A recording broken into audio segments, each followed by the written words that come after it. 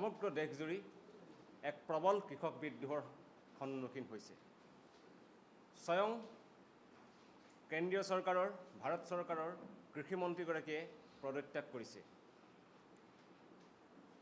আৰু সমগ্ৰ ভাৰতজুৰি যি কৃষক বিদ্ৰোহ হৈছে, কেন্দ্ৰৰ নৰেন্দ্ৰ মোদী চৰকাৰৰ কৃষক বিৰোধী স্থিতিৰ বিৰুদ্ধে কৃষকসকলে যি দৃঢ় স্থিতি গ্ৰহণ কৰিছে, যি কঠোৰ আন্দোলন গঢ়ি তুলিছে, এই কৃষক বিদ্ৰোহলৈ আমি কৃষক মুক্তি সংগ্ৰাম সমিতিয়ে আমাৰ পূৰ্ণ সমৰ্থন জ্ঞাপন কৰিছোঁ। তাৰ লগতে আমি কৃষক মুক্তি সংগ্ৰাম সমিতিয়ে এইটো ঘোষণা কৰি থ'ব বিচাৰিছোঁ যে আমি কৃষক মুক্তি সংগ্ৰাম সমিতি অসমত কেন্দ্ৰৰ মোদী চৰকাৰৰ কৃষক বিৰোধী স্থিতিৰ বিৰুদ্ধে কঠোৰ আন্দোলন গঢ়ি তুলিবলৈ সাজু হৈছোঁ। আপোনালোক সকলোৱে জানিছে যে কৃষকৰ ভৱিষ্যতলৈ সম্পূৰ্ণৰূপে অন্ধকাৰ নমাই আনি কেন্দ্ৰৰ নৰেন্দ্ৰ মোদী চৰকাৰে 3খনকৈ বিধেয়ক গৃহীত কৰিছে। 3খন বিধেয়ক the farmers produce trade and commerce bill 2020, farmers agreement of price assurance and farmers services bill 2020 আৰু এছেঞ্চিয়েল কমোডিটিজ এমেণ্ডমেণ্ট বিল 2020। এই 3খন বিল ইতিমধ্যেই লোকসভাত যোৱা 15 আৰু 17 ছেপ্টেম্বৰত গৃহীত হৈছে আৰু আজিৰ তাৰিখত ৰাজ্যসভাত আলোচনা চলি আছে। এই 3খন অধ্যাদেশ আচলতে কৰোনাৰ যি লকডাউন, যি কৰোনাৰ পেণ্ডেমিক, এই লকডাউনৰ সময়ত এই 3খন অধ্যাদেশ জাৰি কৰিছিল আৰু অধ্যাদেশৰ গইনালৈ জাৰি কৰা এই 3খন অধ্যাদেশ এতিয়া কেন্দ্ৰীয় চৰকাৰে, কেন্দ্ৰৰ নৰেন্দ্ৰ মোদী চৰকাৰে আইনত পৰিণত কৰিব বিচাৰিছে। কিহৰ কাৰণে সমগ্ৰ কৃষকে এই 3খন বিলৰ বিৰোধিতা কৰিছে? আপোনালোক সকলোৱে জানে যে 15 ছেপ্টেম্বৰত লোকসভাত গৃহীত হ'ল এছেঞ্চিয়েল কমোডিটিজ এমেণ্ডমেণ্ট বিল 2020। এছেঞ্চিয়েল কমোডিটিজ বিলত, এছেঞ্চিয়েল কমোডিটিজ এক্ট অনুসৰি সকলো অত্যাৱশ্যকীয় সামগ্ৰী, তেল, আলু, পিঁয়াজ আদিৰ মূল্য ইয়াৰ পূৰ্বে চৰকাৰে নিৰ্ধাৰণ কৰি আহিছিল। কিন্তু এতিয়াৰ পৰা এই এছেঞ্চিয়েল কমোডিটিজ বিধেয়কখন আইনত পৰিণত হোৱাৰ পিছৰ পৰা বিশেষ জৰুৰীকালীন পৰিস্থিতি বাদ দি অন্য সাধাৰণ পৰিৱেশত, অন্য সাধাৰণ পৰিস্থিতিত চৰকাৰে আৰু কোনো অত্যাৱশ্যকীয় সামগ্ৰীৰ মূল্য নিৰ্ধাৰণ নকৰে। যোনে যেনেকৈ পাৰে তেনেকৈ ইয়াৰ মূল্য নিৰ্ধাৰণ কৰিব পাৰিব। কৃষক আৰু গ্ৰাহক দুয়োটাই এই বিধেয়কখনৰ পৰা তীব্ৰ লোকচান, তীব্ৰ ক্ষয় ক্ষতিৰ সন্মুখীন হ'বলৈ গৈ আছে। আনহাতে 2খন বিল, the farmers produce trade and commerce promotion and facilitation bill, যাক চমুকৈ সকলোৱে FPTC বিল বুলি কৈ আছে, এই FPTC বিলখনো আইন হ'বলৈ গৈ আছে। আপোনালোক সকলোৱে জানে যে কেন্দ্ৰৰ নৰেন্দ্ৰ মোদী চৰকাৰে বলপূৰ্বকভাৱে তেখেতসকলে যি ভাবে সেয়া ভাৰতবাসীৰ ওপৰত চাপি দি আহিছে। তেখেতসকলে ভাবে ওৱান নেশ্যন ওৱান কালচাৰ, সেইকাৰণে তেখেতসকলে ওৱান নেশ্যন ওৱান কালচাৰ আমাৰ ওপৰত জাপি দিয়াৰ কাৰণে চেষ্টা চলায়। তেখেতসকলে ভাবে ওৱান নেশ্যন ওৱান লেংগুৱেজ, সেইকাৰণে আমাৰ মাতৃভাষাৰ ওপৰত তেখেতসকলে হিন্দী ভাষা জাপি দিব বিচাৰে। আৰু একেদৰেই আজি কেন্দ্ৰৰ চৰকাৰে সমগ্ৰ কৃষকৰ ভৱিষ্যতলৈ অন্ধকাৰ নমাই সমগ্ৰ কৃষকক এক অন্ধকাৰলৈ ঠেলি দি পুনৰ কৈছে যে one nation one market. FPTC বিলৰ জৰিয়তে এতিয়াৰ পৰা আমি কোৱা মাণ্ডি বা আমি অসমত সকলোৱে আপোনালোকে দেখা পাইছে যে এই এগ্ৰিকালচাৰেল প্ৰডিউচন মাৰ্কেটিং ব'ৰ্ড কিছুমান আছে, সেই ব'ৰ্ডবিলাকৰ অধীনত আমাৰ কৃষকসকলে আগতে তাতে তেখেতসকলে কৃষিজাত সামগ্ৰী বিক্ৰী কৰাৰ এটা ব্যৱস্থা আছিল। কিন্তু এই সকলোবিলাক তেখেতসকলে উঠাই দিব। ইয়াৰ পৰা তেখেতসকলে কৈছে যে ডিজিটেল মাধ্যমেৰে কৃষকসকলে বিক্ৰী কৰিব পাৰিব। ইয়াৰ আগতে কৃষকসকলে আন্তঃৰাজ্যিক পৰ্যায়ত বিক্ৰী কৰিব পৰা নাছিল, আন্তঃৰাজ্যিক পৰ্যায়ত বিক্ৰী কৰিব পাৰিবৰ কথা কৈছে। তেখেতসকলে কৈছে যিসকল কৃষকৰ পেন কাৰ্ড থাকিব, পেন কাৰ্ড থকা কৃষকসকলে এই বিক্ৰীৰ যি ছিষ্টেম, প্ৰচেষ্টা, বিক্ৰীৰ ছিষ্টেমটোত তেখেতসকলে অংশগ্ৰহণ কৰিব পাৰিব। কিন্তু এইবিলাক সকলো আচলতে দেখাত আৰু মুখত শুনি ভাল লগা কথা। আৰু সেইকাৰণে আজি সমগ্ৰ কৃষকে কেন্দ্ৰৰ নৰেন্দ্ৰ মোদী চৰকাৰে এই FPTC, বিশেষকৈ FPTC বিলৰ বিৰুদ্ধে বিদ্ৰোহৰ সূচনা কৰিছে। কাৰণ FPTC বিল অহাৰ পিছত মাণ্ডি অৰ্থাৎ আমাৰ কৃষিজাত সামগ্ৰী বিপণন পৰিষদৰ বজাৰবিলাক সম্পূৰ্ণৰূপে বন্ধ হৈ যাব। যেতিয়া বিহাৰত 2006 চনত কৃষিজাত সামগ্ৰী বিপণন পৰিষদৰ বজাৰবিলাক বন্ধ কৰি দিয়া গৈছিল, তাত আমি দেখা পাইছিলোঁ যে কৃষকসকল ব্যাপক লোকচানৰ সন্মুখীন হৈছিল। চৰকাৰে কৃষকসকলৰ কৃষিজাতৰ সামগ্ৰীৰ বাবে যি মিনিমাম ছাপোৰ্ট প্ৰাইচ, ন্যূনতম সমৰ্থন মূল্য নিৰ্ধাৰণ কৰে, এই ন্যূনতম মূল্য পোৱাৰ পৰা বিহাৰৰ খেতিয়কসকল 2006 চনৰ পৰা বঞ্চিত হৈ থাকিব লগা হৈছিল। কাৰণ তাত APMC কৃষিজাত সামগ্ৰীৰ বিপণন বজাৰৰ ব্যৱস্থাটো সম্পূৰ্ণৰূপে উঠাই দিয়া গৈছিল। আৰু এই একেটা কাৰোবাৰক এতিয়া সম্পূৰ্ণৰূপে কেন্দ্ৰীয় চৰকাৰে, নৰেন্দ্ৰ মোদী চৰকাৰে সমগ্ৰ দেশতে চালু কৰিবলৈ গৈ আছে, যাৰ ফলত আমাৰ কৃষকসকলে সম্পূৰ্ণৰূপে ন্যূনতম মিনিমাম ছাপোৰ্ট প্ৰাইচ, ন্যূনতম সমৰ্থন মূল্যৰ পৰা বঞ্চিত হ'বলৈ গৈ আছে। আৰু অন্যহাতে যি কৃষিজাত সামগ্ৰী বজাৰলৈ আহিব, সেই কৃষিজাত সামগ্ৰীৰ মূল্য নিৰ্ধাৰণৰ সম্পূৰ্ণৰূপে ক্ষমতা থাকিব কেৱল মুনাফাখোৰ ব্যৱসায়ী আৰু পুঁজিপতিৰ হাতত। এইটো এখন জনকল্যাণকামী দেশৰ কাৰণে ভয়ংকৰ কথা। ইয়াৰ পূৰ্বে আমি দেখা পাইছিলোঁ যে এহাতেদি কৃষকক মিনিমাম ছাপোৰ্ট প্ৰাইচ দিয়া হৈছিল, ন্যূনতম সমৰ্থন মূল্য দিয়া গৈছিল, আৰু আনহাতে গ্ৰাহকক যাতে অত্যাৱশ্যকীয় সামগ্ৰীৰ মূল্য নিৰ্ধাৰণ কৰা গৈছিল, আৰু মুনাফাখোৰ ব্যৱসায়ী বা বনিয়াই যাতে সামগ্ৰীৰ মূল্য নিৰ্ধাৰণ কৰিব নোৱাৰে, সামগ্ৰীৰ মূল্য নিৰ্ধাৰণত চৰকাৰৰ এটা নিয়ন্ত্ৰণ আছিল, কিন্তু সেই নিয়ন্ত্ৰণ FPTC বিলৰ দ্বাৰা সম্পূৰ্ণৰূপে উঠাই দিব বিচৰা গৈছে। এইটো এটা ভয়ংকৰ ব্যৱস্থা। যেনেকৈ বিমুদ্ৰাকৰণে অসমৰ অৰ্থনীতিলৈ বিপৰ্যয় মাতি আনিছিল, যেনেকৈ GSTয়ে আমাৰ সমগ্ৰ ব্যৱসায়ীসকলৰ ওপৰত মাধমাৰ ঘূৰাইছিল, তেনেকৈ FPTC বিলখনে সমগ্ৰ কৃষি ব্যৱস্থাটোৰ ওপৰত এক চূড়ান্ত মাধমাৰ ঘূৰাই যাব। যেনেকৈ GSTৰ পৰা আমি আজিলৈকে উদ্ধাৰ পাব পৰা নাই, যেনেকৈ বিমুদ্ৰাকৰণৰ আনি দিয়া অৰ্থনৈতিক বিপৰ্যয়ৰ পৰা আমি উদ্ধাৰ পাব পৰা নাই, তেনেকৈ FPTC বিলে যি বিপৰ্যয় আনি দিব তাৰ পৰাও আমি কেতিয়া উদ্ধাৰ পাম আমি কোনেও নাজানো। এই যে FPTC বিলখন আহিব, FPTC বিলখন অহাৰ লগে লগে বৃহৎ পুঁজিপতি কোম্পানীবিলাকে, কৰ্পৰেট গোষ্ঠীবিলাকে বৃহৎ কৃষিভূমি লিজত লৈ খেতি কৰিব পাৰিব।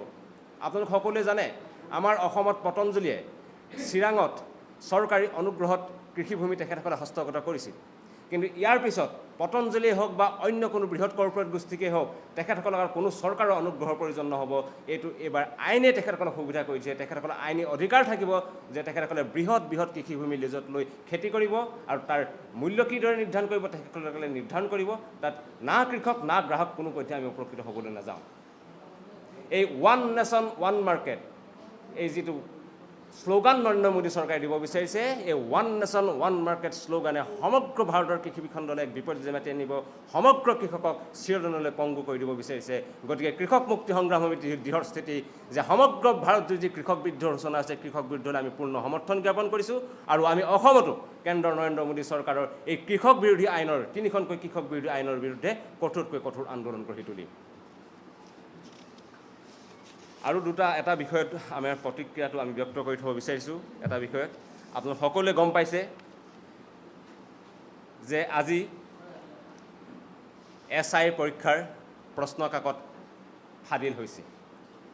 এই SI পৰীক্ষাৰ প্ৰশ্নকাকত ফাদিল হোৱাৰ ঘটনাই অসম চৰকাৰৰ গৃহ বিভাগ আৰু সৰ্বানন্দ সোণোৱাল চৰকাৰ নেতৃত্বাধীন BJP চৰকাৰৰ আচল স্বৰূপ অসমবাসীৰ সন্মুখত উন্মোচন কৰি দিছে।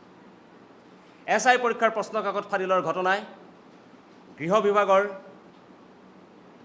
ব্যৰ্থতা, গৃহ বিভাগৰ অযোগ্যতা, গৃহ বিভাগৰ অদক্ষতা সম্পূৰ্ণৰূপে আমাৰ অসমবাসীৰ সন্মুখত জল পটকৈ উদঙাই তুলিছে।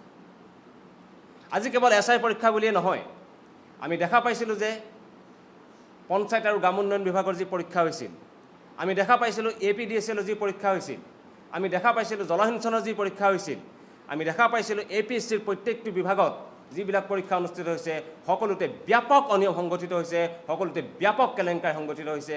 আৰু নিবনুৱাক নিযুক্তিকৰণৰ যি প্ৰক্ৰিয়া, সেই প্ৰক্ৰিয়াই BJP চৰকাৰৰ আচল স্বৰূপ অসমবাসীৰ সন্মুখত উদঙাই দিছে।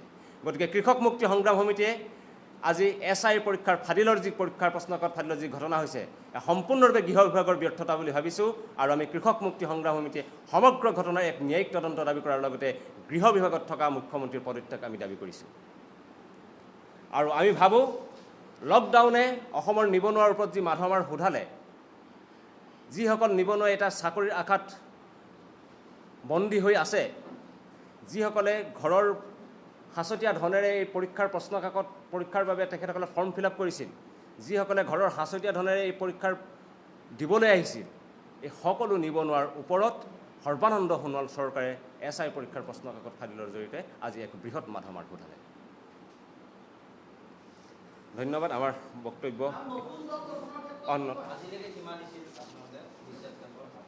হয়, এই ক্ষেত্ৰত আমি কৃষক মুক্তি সংগ্ৰাম সমিতিয়ে এতিয়ালৈকে এই ক্ষেত্ৰত কোনো ধৰণৰ ইতিবাচক সঁহাৰি লাভ কৰা নাই। যদিও আমি কোনো ধৰণৰ সঁহাৰি লাভ কৰা নাই, আমি এতিয়াও আশাবাদী যে সকলো আঞ্চলিক শক্তি ঐক্যবদ্ধ হ'বই।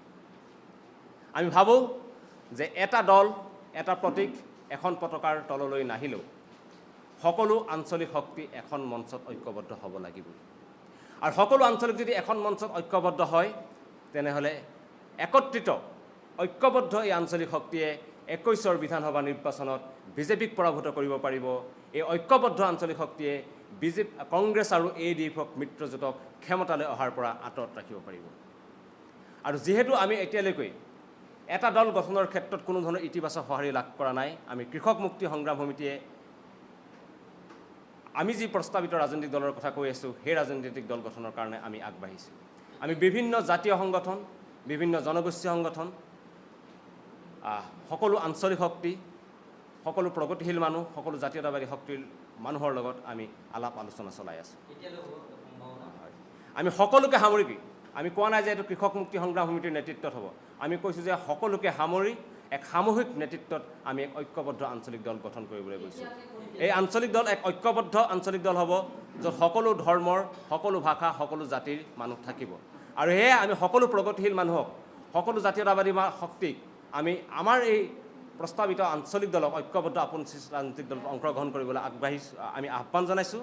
আৰু আমি ঘোষণা কৰিব বিচাৰিছোঁ যে অহা ছেপ্টেম্বৰ মাহৰ ভিতৰত আমি আমাৰ দল গঠনৰ কাম আৰম্ভ কৰিম আৰু এসপ্তাহৰ ভিতৰত অসমৰ ৰাইজে ভাল খবৰ পাব।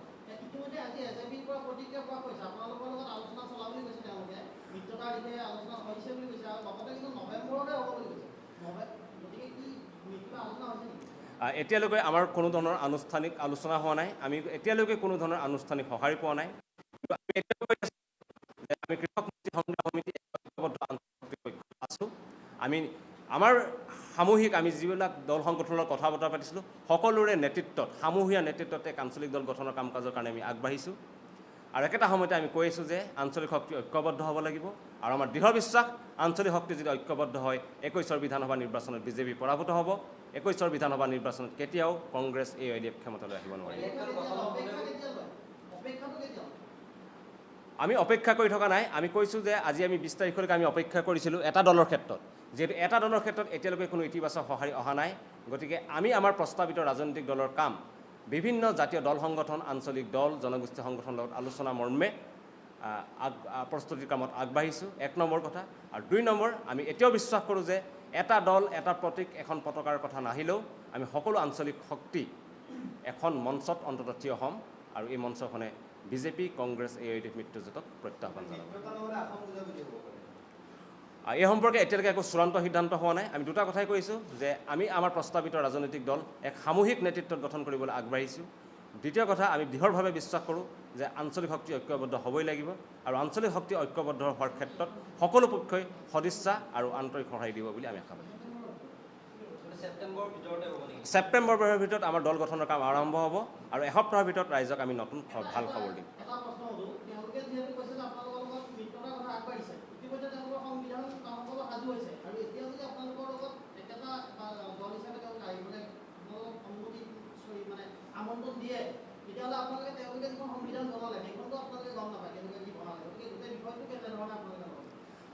এটা দল, এটা প্ৰতীক, এখন পতাকাৰ অহাৰ ক্ষেত্ৰত নিশ্চিতভাৱে যিবিলাক দল সংগঠন লগ লাগি এটা দল গঠন কৰিব, সেই দলসমূহৰ মাজত পাৰস্পৰিক বুজাবুজি, পৰস্পৰৰ প্ৰতি সন্মান প্ৰদৰ্শন, সমমৰ্যাদা আদি বিভিন্ন প্ৰশ্ন আহিব। আৰু আমি ভাবোঁ যে যেতিয়া আলোচনা হ'ব, এই বিষয়বিলাকে আলোচনাৰ মাজত ঠাই পাব আৰু সেই ভিত্তিত আমাৰ কাম কাজ আগবাঢ়িব। ধন্যবাদ।